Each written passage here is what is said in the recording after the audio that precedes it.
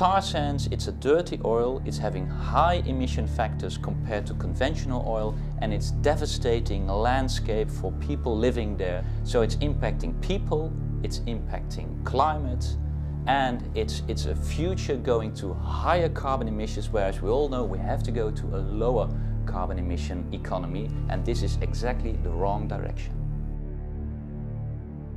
They give us trinkets, they give us trinkets.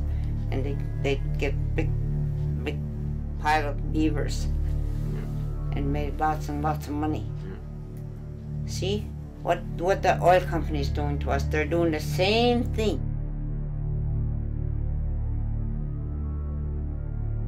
Nous essayons de prévenir les impacts et les dangers qui pourraient être envisagés pour cela, et aussi pour que Madagascar ne devienne pas comme les pays où il existe déjà des exploitations, et notamment au Canada. If we don't set a strong signal as Europe that we don't want these dirty oils, then oil companies like Shell will keep on investing in tar sands as they are doing right now.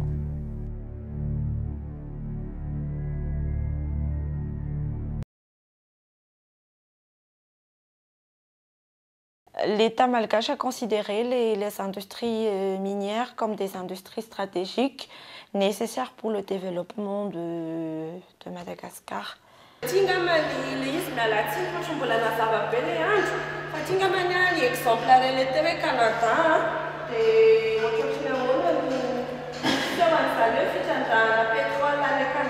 Nous commençons à mettre en place des structures, nous commençons à avoir des informations, des preuves, et parce que nous savons très bien que cela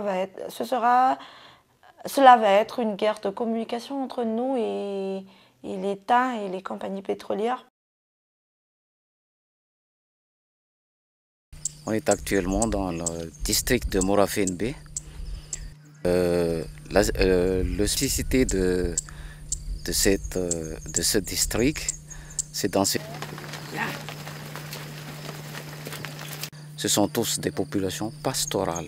Et c'est dans ce système qu'il y a le problème avec Total actuellement. Pourquoi? Parce que le pâturage des obus se confondent sur les sites de forage. Le Total vient de s'implanter dans le pâturage des populations. Et Total aussi essayer de faire écarter les gens de ce pâturage. Et c'est ça que le Total n'arrive pas à comprendre. Et il dit il n'y a pas de gens ici. C'est faux. Ça c'est faux. Il y a beaucoup de gens ici, des éleveurs qui habitent un peu partout dans tous les coins de la zone. C'est comme ça la vie des gens ici.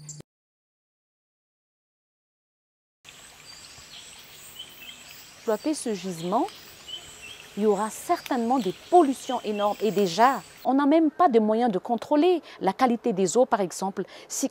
Quels que soient les résultats que Total va donner, ou n'importe quelle compagnie qui va exploiter ce gisement, l'administration n'aura pas les moyens de vérifier s'ils ont dit « ouais, il y a tel ppm d'hydrocarbures aromatiques ». Comment va-t-on vérifier ça? Parce que par exemple au Canada, je pense et je suis sûre que l'administration a les moyens, ou même les sociétés civiles ont les moyens de vérifier, de contrôler la qualité des eaux. Eni est une compagnie qui a des enjeux économiques et que par justement ces enjeux, ça fait nourrir non pas seulement donc la communauté, mais au-delà, toute la population congolaise. Avec la lumière, la torchère que vous voyez là, ça fait fuir les animaux. Pour nous, les chasseurs, lorsque, vous voyez, là je sors d'une partie de chasse, mais je reviens bredouille, bras ballant.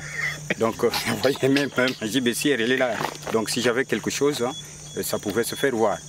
Donc, pour ça, ça a causé des impacts, vraiment. Pour ça, c'est sans commentaire. Quand on suit les médias et les journaux, ce qui se passe ailleurs, là où on exploite le pétrole. Hein. Il y a toujours eu des accidents. N'empêche que cela arrive aussi chez nous ici. Donc nous avons aussi cette peur-là. Là où nous sommes ici, c'est un village qui existe depuis des siècles. Des siècles. S'il est à mesure de le faire, il peut le faire, qu'il nous trouve un endroit approprié, un endroit bien où nous pouvons rester sans problème. Il doit nous faire une cité, c'est tout. Sans problème. C'est pas à nous de le demander, c'est à Eni de le faire. On n'avait toujours pas le courage de s'exprimer, de parler. On avait peur, peur parce que ici chez nous, parler du pétrole, non. Ça, on ne peut pas. On ne peut pas parler du pétrole ici. Sinon, on vous arrête. Ici, nous n'avons rien, nous gagnons rien. On ne sait pas, on ne voit pas, on ne sait pas là où vend cet argent de pétrole-là. On ne sait pas. Parce que là où, déjà dans la zone où on exploite le pétrole, il n'y a rien. Nous ne sommes pas contre l'exploitation pétrolière.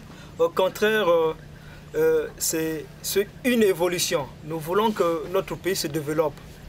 Puisque auparavant, on vivait seulement du bois qu'on vendait. Mais aujourd'hui, nous avons maintenant le pétrole. Mais le pétrole aussi doit survivre, doit aider les populations.